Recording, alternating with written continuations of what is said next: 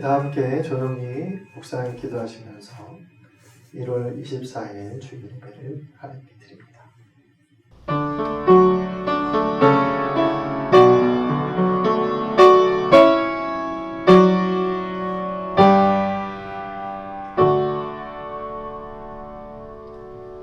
남계 명배 찬송 40장을 부르시겠습니다.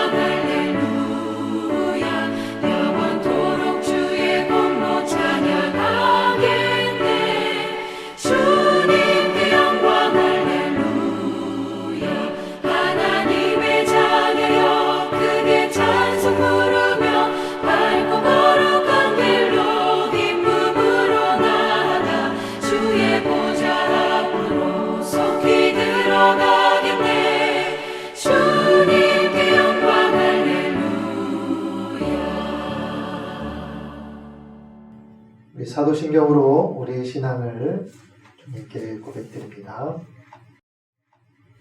전능하사 천지를 만드신 하나님 아버지를 내가 믿사오며 그 외아들 우리 주 예수 그리스도를 믿사오니 이는 성령으로 잉태하사 동정녀 마리아에게 나시고 본디오 빌라도에게 고난을 받으사 십자가에 못 박혀 죽으시고 장사한 지 사흘 만에 죽은 자 가운데서 다시 살아나시며 하늘에 오르사 전능하신 하나님 우편에 앉아 계시다가 저리로서 산 자와 죽은 자를 심판하러 오시리라. 성령을 믿사오며 거룩한 공회와 성도가 서로 교통하는 것과 죄를 사하여 주시는 것과 몸이 다시 사는 것과 영원히 사는 것을 믿사옵나이다. 아멘. 성시교독 108번 임직식 두 번째 교독문입니다. 우리 각 사람에게 그리스도의 선물의 분량대로 은혜를 주셨나니 그가 어떤 사람은 사도로, 어떤 사람은 선지자로, 어떤 사람은 복음 전하는 자로, 어떤 사람은 목사와 교사로 삼으셨으니 이는 성도를 온전하게 하여 봉사의 일을 하게 하며 그리스도의 몸을 세우려 하심이라. 우리가 다 하나님의 아들을 믿는 것과 아는 일에 하나가 되어 온전한 사람을 이루어 그리스도의 장성한 분량이 충만한 데까지 이르리니 오직 사랑 안에서 참된 것을 하여 범사에 기일까지 자랄지라. 그에게서 온 몸이 각 마디를 통하여 도움을 받음으로 연결되고 결합되어 각 지체의 분량대로 역사하여 그 몸을 자라게 하며 사랑 안에서 스스로 세우느니라. 아멘. 우리 예배를 위해 또 드려질 예물을 위해 기도하겠습니다. 사랑의 하나님, 오늘도 주 안에서 함께 모여 예배를 드립니다. 가정에서 또 교회에서 드리는 모든 예배가 하나님께서 보시기에 기쁘고 또 합당한 예배가 될 수 있도록 인도하여 주옵시고, 예배에 참여하는 우리 한 사람 한 사람의 마음이 하나님을 향해 크게 열리게 하여 주옵시고, 마음을 열어 주님을 받아들이고 또 귀를 열어 말씀을 듣게 하여 주시오며, 또 우리의 마음을 새롭게 하여 하나님 또 다른 새로운 날들에 하나님의 백성으로 진실하게 살겠노라 결단하는 귀한 은혜의 시간이 되도록 인도하여 주옵소서. 어려운 시간이 계속되지만 은혜로 지켜주셔서 감사를 드리며, 아픈 이들 또 상한 이들 모든 연약한 이들 위해 동행해 주셔서 이때를 잘 은혜롭게 지낼 수 있도록 인도하여 주옵소서.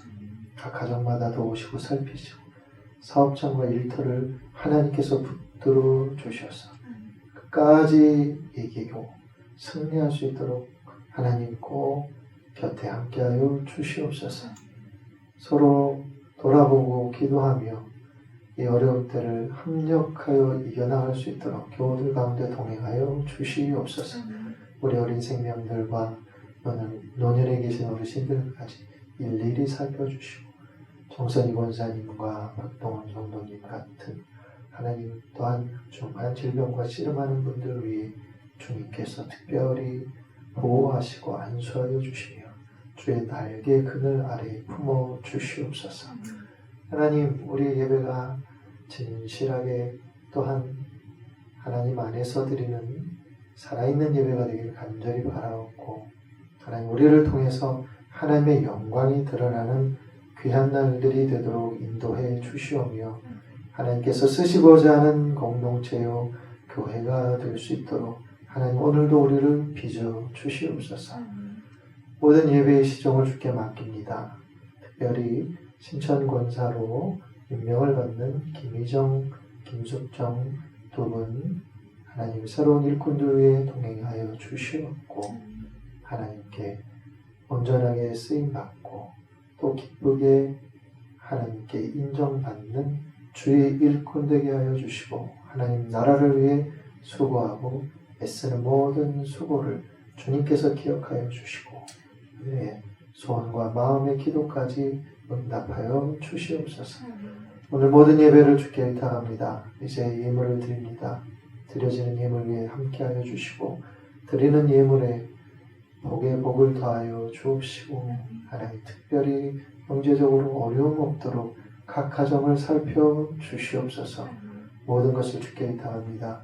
오늘도 드리는 예물을 통하여서 영광 받으시고 우리들이 드려진 예물이 또한 귀한 곳에 쓰이고 필요한 곳에 쓰이고 어려운 이들을 돕는 일에 귀히 사용되도록 동행해 주옵소서. 예수님의 이름으로 간절히 기도드리옵나이다.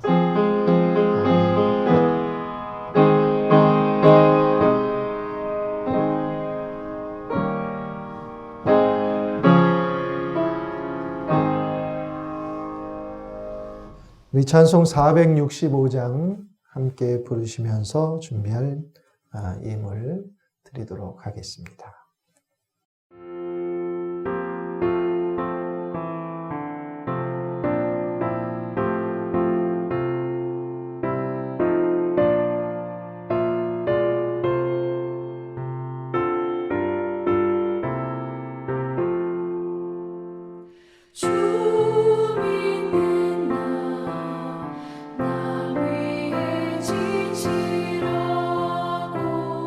널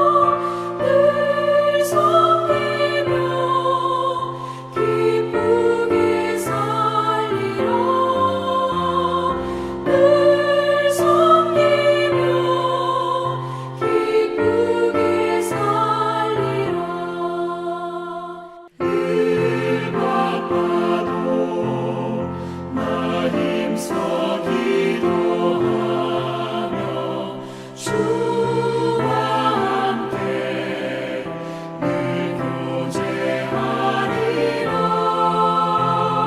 주 가신 길 그 발자취를 따라 믿음으로 늘 살게 하소서.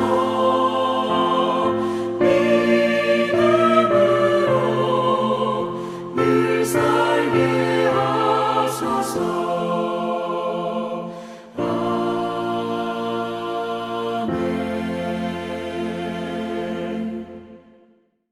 네, 우리 오늘 말씀을 보시겠습니다. 스가랴서 7장 1절부터 14절까지의 말씀입니다. 다리오 왕 제4년 9째 달 곧 기슬레월 4일에 여호와의 말씀이 스가랴에게 임하니라. 그때 베델 사람이 사리셀과 레겜멜렉과 그의 부하들을 보내어 여호와께 은혜를 구하고 만군의 여호와의 전에 있는 제사장들과 선지자들에게 물어 이르되 내가 여러 해 동안 행한 대로 5월 중에 울며 근신하리까 하며 만군의 여호와의 말씀이 내게 임하여 이르시되 온 땅의 백성과 제사장들에게 이르라. 너희가 70년 동안 5째 달과 7째 달에 금식하고 애통하였거니와 그 금식이 나를 위하여 한 것이냐. 너희가 먹고 마실 때 그것은 너희를 위하여 먹고 너희를 위하여 마시는 것이 아니냐. 예루살렘과 사면 성읍에 백성이 평온히 거주하며 남방과 평원에 사람이 거주할 때 여호와가 옛 선지자들을 통하여 외친 말씀이 있지 않느냐 하시니라. 여호와의 말씀이 스가랴에게 임하여 이르시되 만군의 여호와가 이같이 말하여 이르시기를 너희는 진실한 재판을 행하며 서로 인애와 긍휼을 베풀며 과부와 고아와 나그네와 궁핍한 자를 압제하지 말며 서로 해하려고 마음에 도모하지 말라 하였으나 그들이 듣기를 싫어하여 등을 돌리며 듣지 아니하려고 귀를 막으며 그 마음을 금강석 같게 하여 율법과 만군의 여호와가 그의 영으로 옛 선지자들을 통하여 전한 말을 듣지 아니하므로 큰 진노가 만군의 여호와께로부터 나왔도다. 내가 불러도 그들이 듣지 아니한 것처럼 그들이 불러도 내가 듣지 아니하리라. 만군의 여호와가 말하였느니라. 내가 그들을 바람으로 불어 알지 못하던 여러 나라에 흩었느니라. 그 후에 이 땅이 황폐하여 오고 가는 사람이 없었나니 이는 그들이 아름다운 땅을 황폐하게 하였음이니라 하시니라. 할렐루야. 네, 오늘도 우리 주님의 은혜가 우리 가정에서 예배드린 모든 분들에게 함께 하시길 간절히 축원합니다. 스가랴의 환상 몇 가지를 살펴봤죠. 6장까지 스가랴의 환상이 끝납니다. 그리고 7장부터는 구체적인 일상의 삶에 필요한 말씀들이 하나하나 스가랴를 통해 전해집니다. 오늘 읽은 말씀 8장까지 우리가 좀 다룰 텐데 좀 부담스러울 수 있는 말씀이지만 굉장히 소망적인 말씀입니다. 스가랴는 상당히 미래지향적인 선지자입니다. 비록 불의하고 바르지 못한 오늘의 모습을 책망하기도 하지만 다가올 이 가깝고도 먼 미래 백성들을 향해 주시는 하나님의 소망의 메시지를 가득 담고 있는 선지자라. 그의 메시지를 오늘 이 시대에도 우리가 분명하게 들어야 할 이유가 있음을 발견하게 될 것입니다. 오늘 말씀에 보면 베델이라고 하는 도시에서 누가 찾아옵니다. 누가 누구를 찾아오는가? 이 베델은 예루살렘에서 한 17km 북쪽에 있는 도시고 또 예루살렘과 더불어서 성소로도 이렇게 인정되는 그런 도시입니다. 거기에서 대표자들이 제사장들과 예언자들을 찾아왔습니다. 그 대표자들의 이름은 사라셀과 레겜멜렉이라고 하는 사람들입니다. 유다 사람들인데 이름을 바벨론식으로 사용하고 있습니다. 그들이 한 가지 질문합니다. 그동안 우리가 지켜온 대로 5째 달에 금식을 해야 하는 것이 맞습니까? 계속 그렇게 해야 합니까? 이런 질문을 하는 거예요. 제사장들하고 예언자들에게 찾아와서. 이 금식이라고 하는 것이 신앙의 어떤 중요한 종교적 혹은 신앙적인 하나님과 소통하는, 그리고 때로는 절박한 문제를 만났을 때 하나님의 응답을 듣기 위해 취했던 그런 신앙의 한 방식입니다. 사무엘상 7장을 보면 사무엘이 블레셋으로 인해 굉장히 고통당하는 이스라엘 사람들, 그들을 미스바라고 하는 곳으로 다 불러 모으죠. 거기서 사무엘이 뭐라고 하냐면 우리가 하나님께 범죄했습니다. 그렇게 선포하고서 모든 사람에게 기도하고 금식을 선포하게 되죠. 그리고 블레셋의 손에서 건져달라고 간구하죠. 그러면서 하나님의 도우심이 이제 시작되죠. 사도행전 13장을 읽어보면 안디옥 교회가 선교사를 파송하죠. 바나바와 바울. 이들을 파송하면서 먼저 뭘 하냐면 금식하고 기도합니다. 금식은 굉장히 친숙한 유대인들의 신앙적 행위입니다. 오늘 본문에 따르면 유대인들은 5째 달과 7째 달에 금식하고 애통했다는 것을 알게 됩니다. 이 금식을 매년 우리가 해왔는데 내년에도 해야 합니까? 이거예요. 질문을 한 때가 1절을 보면 여러분들 9째 달에 스가랴에게 여호와의 말씀이 임했다라고 했거든요. 그러니까 5째 달, 7째 달이 지나고 9째 달에 이런 질문이 온 거예요. 질문을 하러 찾아온 거죠. 그러니까 이 내년에도 또 해야 합니까? 이런 질문을 갖고 온 거예요. 5달, 7째 달에 왜 유대인들이 금식을 했는가? 5째 달은 예루살렘이 멸망한 달입니다. 그래서 금식을 했어요. 나라가 멸망한 때를 기억하고 슬퍼하면서 금식을 한 거죠. 7째 달은 그달리아라고 하는 지도자가 암살된 날입니다. 이 사람은 누구냐면 하나님의 뜻을 따라서 바벨론을 섬겨야 한다고 주장했던 지도자거든요. 그런데 이 사람이 민족주의자들한테 암살당하는, 바벨론을 섬겨야 한다고 하니까 이 사람을 추모하며 했던 금식이 7째 달에 했던 금식입니다. 그런데 이것은 옛날에 패배했던 때, 슬펐던 때의 역사를 기억하며 했던 금식인 거예요. 근데 이제 성전 건축도 이루어지고 새로운 시대가 오는데, 회복의 시대가 오는데 여전히 그때의 아픔을 기억하면서 금식해야 하는 것인가요? 그걸 꼭 해야 하는 건가요? 이렇게 묻는 겁니다. 사실 이 질문에 더 깊은 속마음은 더 이상 금식하지 않아도 되는 거 아니겠느냐. 하나님이 스가랴에게 이런 얘기를 다 해주시는 거예요. 있었던 얘기를 쭉 해주시면서 건네주신 말씀이 5절입니다. 5절.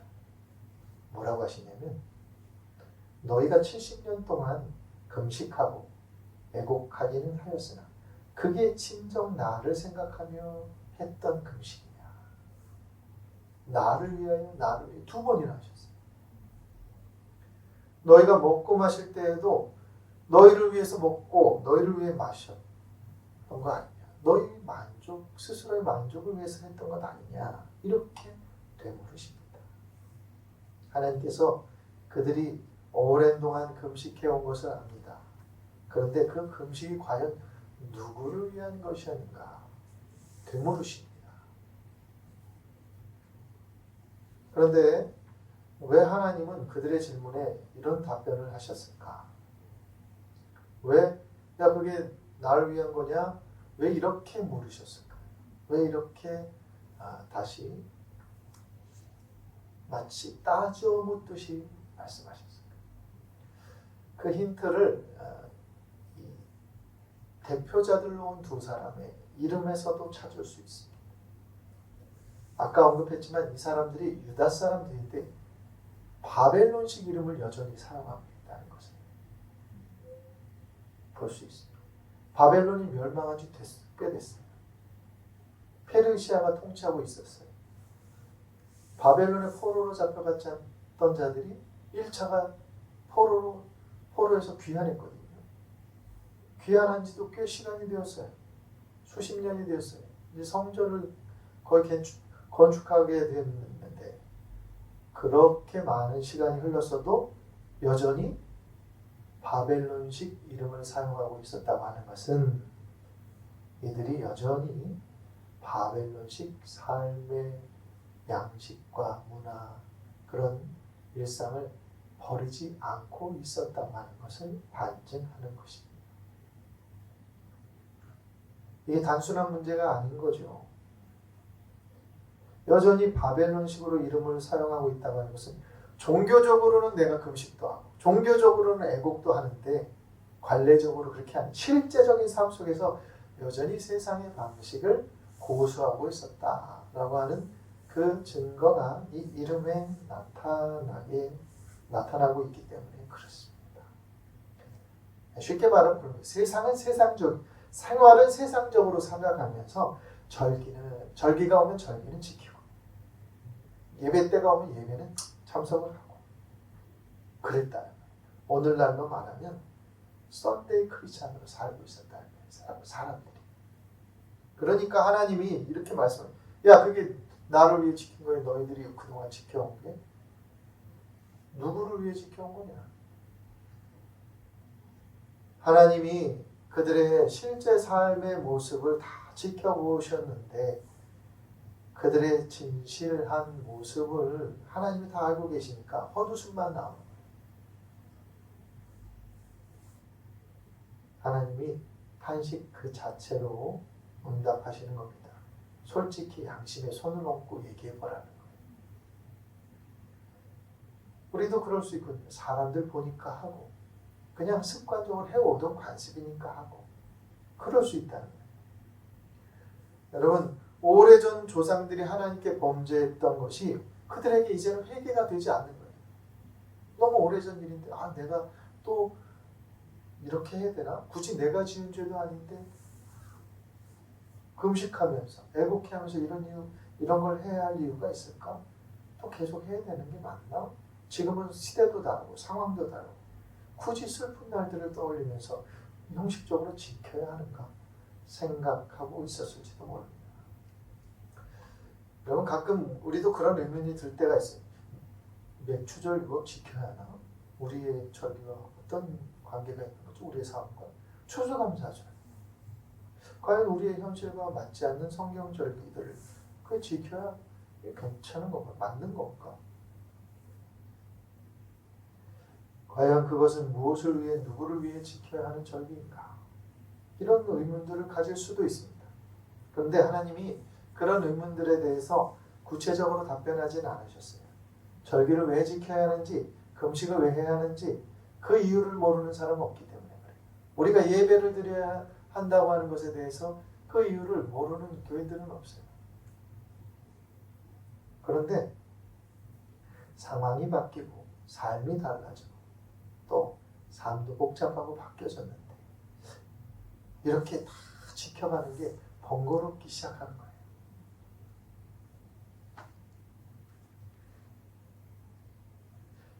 요즘 우리가 흔한 말로 핸드폰 우리 교우들 중에도 그러신 분이 계실 수도 있어서 좀 죄송하긴 하지만 핸드폰을 들고 성경을 안 들고 예배에 참여하는 그런 교우들도 계시지 않습니까? 편한 거죠. 핸드폰 하나에 다 들어있으니까 굳이 무거운 성경을 들고 내가 예배 안 해도 핸드폰으로 봐도 되죠. 맞아요. 핸드폰으로 볼 수도 있죠. 그러나 또 성경은 하나님의 말씀과 구별되어서 인쇄한 책 아닙니까? 그걸 가져오는 거랑 또 전화기로도 사용하고 이런저런 인터넷 보는 데도 사용하는 거기에 앱으로 깔려있는 것 그걸 들고 오는 거랑 마음의 차이는 분명히 있을 것이라 생각합니다. 상황이 바뀌어도 시대가 달라져도 뭔가 내가 최소한 예배자로서 하나님의 백성으로 지켜야 할 최소한의 어떤 그 범위, 테두리, 기본적인 것 이런 것들이 있지 않겠습니까? 그런 것에 대한 돌아봄을 던져주신 말씀이기도 합니다. 그런데 하나님이 이렇다 저렇다 말씀 안 하시고 하나님이 이런 말씀을 하셨어요. 예전에 과거에 백성들에게 예언자들을 통해서 하신 말씀 그걸 다시 한번 언급하십니다. 그게 9절과 10절이에요. 뭐라고 하셨냐면 공정하게 재판하라.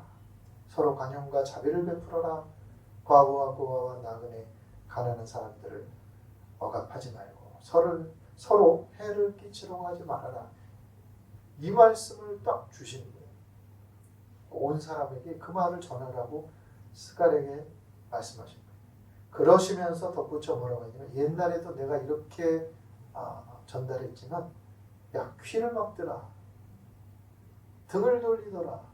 마음을 차돌같이 굳게 해서 내 말이 그 마음에 심기지 않게 하더라. 그래서 그들이 내가 불러도 대답을 하지 않았기 때문에 나도 그들이 불러도 대답을 하지 않았었다. 이런 과거의 얘기를 지금 해주시는 거예요. 지금 질문을 가지고 찾아왔던 사람들에게 이렇게 말씀하신 거예요. 자, 왜 이 말씀을 주셨을까요? 지금도 그게 필요하다는 거예요. 형식적으로, 종교적으로, 관습으로 지켜오는 그런 삶이 그런 종교적인 의식에 참여하는 것으로 너희들 만족하고 그러고선 삶은 세상 방식으로 살아가지 그러면 안 된다. 진짜 필요한 게 뭐냐? 일상 속에서 공정한 일들이 이루어지도록 해야 되고 연약하고 가난한 이들을 돌보는 삶이 회복되어야 되고 서로 관용과 자비를 베푸는 삶을 회복시켜야 하는 게다. 진짜 중요한 건 그거다. 금식하고 애국하는 것 그것은 하나의 보이는 그러한 형식이고 또한 과정일 수는 있어요. 정말 중요한 게 뭐냐? 일상 속에서 진짜 그 정신들을 이렇게 회복해야 하는 거 아닙니까? 이 말씀을 하고 계시는 거예요. 일상생활에서 이루어져야 할 일들이 이런 것들이다. 그런 마음을 갖고 금식에 참여하고 그런 마음을 갖고 애국하였다면 그것은 내가 기쁘게 받았을 것이다. 아마 이런 얘기를 하고 싶으셨을 거예요. 하나님. 여러분 옛 사람들처럼 일상에서 하나님의 뜻을 행하지 않고 종교적 형식을 지키고 의례적이고 습관적인 하나님 섬기는 그런 모습을 여전히 유지해 간다면 새로운 시대가 열려도 새로운 성전이 건축되어도 그것이 무슨 의미가 있겠느냐 하시는 의미가 여기에 담겨 있다는 것이죠. 바울의 언어로 말하면 하나님을 따라 의와 진리의 거룩함으로 지으심을 받은 새 사람을 입어야 한다. 새 사람. 8장에 보면 하나님이 예루살렘에 대해 이렇게 말씀하십니다. 8장 3절에 보면 이런 말씀이 있어요. 어떤 말씀이냐면 하나님이 말씀하시는 것이 내가 시온에 돌아와 예루살렘 가운데 거하리. 예루살렘은 진리의 성읍이라 일컫겠고 만군의 여호와의 산은 거룩한 산 성산이라 일컫게 될 것이다. 하나님이 이제 시온으로 돌아오시게 될 텐데 돌아오시면 예루살렘은 진리의 성읍이 될 것이라는 말씀이에요. 거룩한 성산이 될 것이라는 거예요. 여러분 진리의 성읍에서 살아갈 사람이 어떤 사람입니까? 그냥 형식적으로 예배하는 사람이에요. 절기만 되면 그 절기만 참여하고 실생활의 삶은 그냥 세상적으로 살아가는 그런 사람들이 진리의 성읍 안에 살 수 없다는 거죠.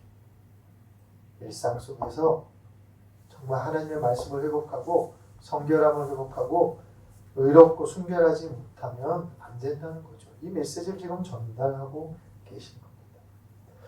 요즘 부끄럽게도 교회와 목회자 그리고 성도들의 형식적인 신앙 방향을 잃어버린 신앙의 양태들이 이 코로나의 기간에 우리에게 드러나고 있어요.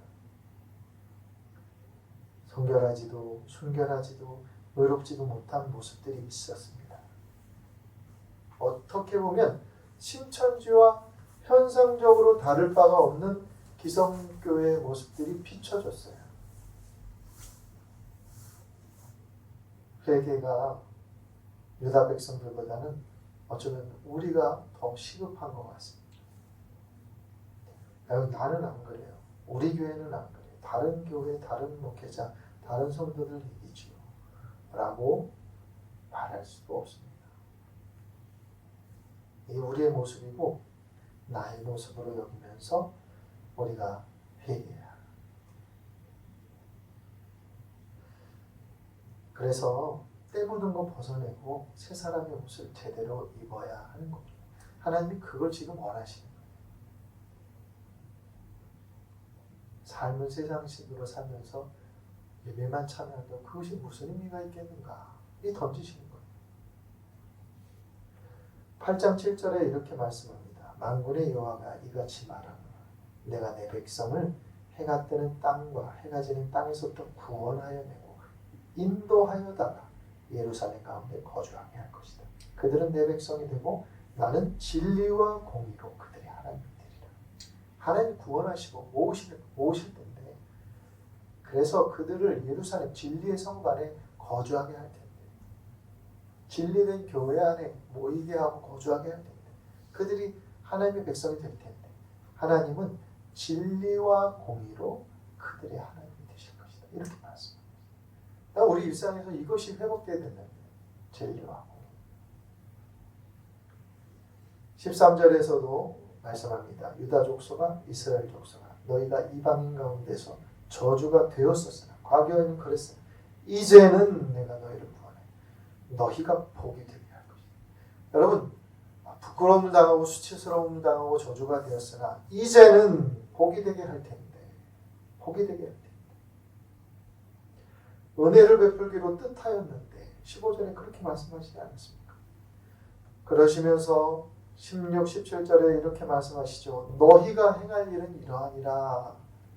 내가 이제 앞으로 그렇게 할 텐데 너희는 이렇게 했으면 좋겠다. 나는 나대로 이렇게 회복할 텐데 너희가 해야 될 일이 있다. 이거예요. 그게 뭐냐면 이웃과 더불어 진리를 말해라. 너희 성문에서 진실하고 화평한 재판을 베풀어라. 마음에 서로 해하기를 도모하지 말아라. 거짓 맹세 좋아하지 말아라. 다 내가 미워하는 일이다. 이렇게 말씀하시는 거예요. 이 7장에서 아까 하시던 말씀하고 맥락이 또 이어지잖아요. 일상에서 결국 일상에서 하나님의 뜻을 회복하고 거룩함을 회복하라는 메시지이신 거예요. 우리가 할 일은 그거라는 거예요. 나머지는 하나님이 하시는 회복하고 축복하고 또한 구원하고 은혜를 베푸시는 건 하나님이 하시는 거예요. 우리가 할 일은 일상에서 진리와 공의를 회복하라. 그럴 때 19절 마지막 19절은 8장 19절에 이 말씀을 하십니다. 만군의 여호와가 이같이 말하노라. 넷째 달의 금식과 다섯째 달의 금식과 일곱째 달의 금식과 열째 달의 금식이 변하여 유다 족속에게 기쁨과 즐거움과 희락의 절기들이 될 것이다. 오직 너희는 진리와 화평을 사랑할지니라. 금식이 변환되는 거예요. 기쁨과 즐거움과 희락의 절기가 될 것이라는 거예요. 근데 우리에게 요구하시는 진리와 화평을 사랑해라. 복과 은혜, 회복, 구원 하나님이 하실 것입니다. 우리에게도 베풀어 주실 것입니다. 단 우리가 진리와 화평을 사랑, 약한 자들을 끊임없이 돌봐야 한다. 일상 속에 하나님의 뜻을 하나하나 작은 것 하나라도 다 놓치지 말고 그렇게 해나가는 일들이 우리 가운데 있어야 한다는 것이죠. 그러면 하나님이 우리에게 놀라운 일들을 행하시고 회복케 하시고 또한 복을 다시 우리에게 주실 것이다. 여러분 일상을 하나님의 뜻으로 채워가는 저와 여러분들에게 간절히 바랍니다. 그렇게 하려고 결단해야 돼요. 그렇게 하려고 다시 한번 우리 돌이켜야 돼요. 그렇지 못했던 것은 회개하고 이제 오늘 이후로 이 순간 이후로 다시 하나님 우리가 우리 일상에서 하나님의 뜻을 채워가겠습니다. 말씀을 채워가겠습니다. 결단하는 귀한 예배의 시간이 되길 바라고 오늘 세움받은 이 두 분도 우리 심청 권사님 두 분도 그런 다짐이 새롭게 일어나는 주의 일꾼 되시기를 간절히 축원합니다. 기도하겠습니다. 하나님, 중요한 것은 우리 일상에서 하나님의 말씀을 얼마나 담아내고 살아가려고 하는가 그 마음과 다짐이 있는 줄 믿습니다. 오늘 예배를 통해 우리 안에 그 마음과 다짐이 일어나게 하여 주옵소서. 예수님 이름으로 간절히 기도합니다. 아멘.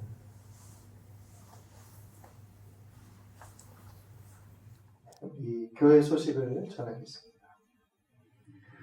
오늘 임명예배에 우리 신천 권사로 지난 당회 때 정거된 김희정, 김숙정 권사님 또 임명되셨습니다. 또 두 분 위해서 늘 기도해 주시고 좋은 일꾼, 하나님이 기뻐하시는 일꾼으로 잘 성장할 수 있도록 여러분 늘 협력해 주시길 바랍니다. 기부금 확인서 필요하신 분들 연락을 주시면 내어드리도록 하겠습니다.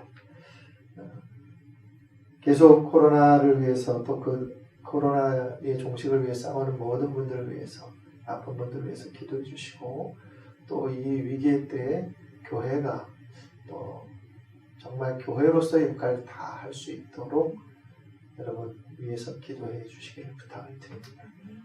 그리고 2월 행사 2월 6일에 기독교회에서 부천 서지방회가 있고 거기서 우리 김동주 장로님이 안수를 받으십니다. 네, 우리 곁에 계신 분들과 또 이렇게 손을 잡고 격려해 주시고 또 사랑하고 축복합니다. 이렇게 한마디씩 해주시길 바랍니다. 사랑합니다. 네, 우리 찬송 218장 부르시고 축도로 예배를 마치겠습니다.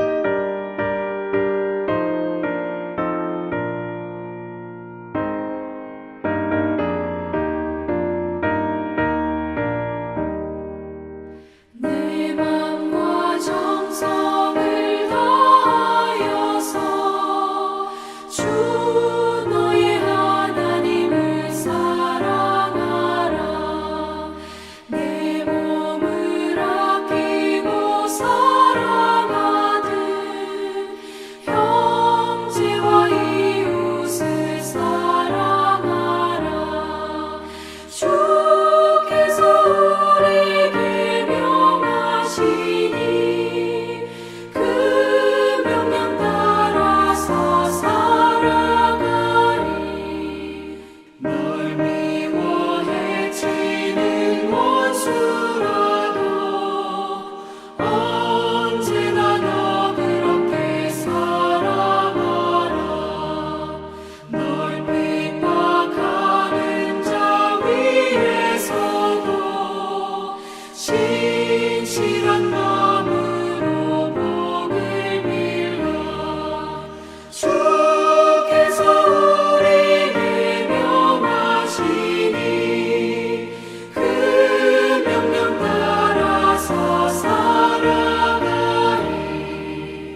나 항상 주님을 멀리하고 형제를 사랑하지 못하였다. 이러한 죄인을 사랑하사 주께서 몸 버려 죽으셨다. 속죄 큰 사랑 받은 이모 내 생명 다 바쳐 충성하리. 아멘.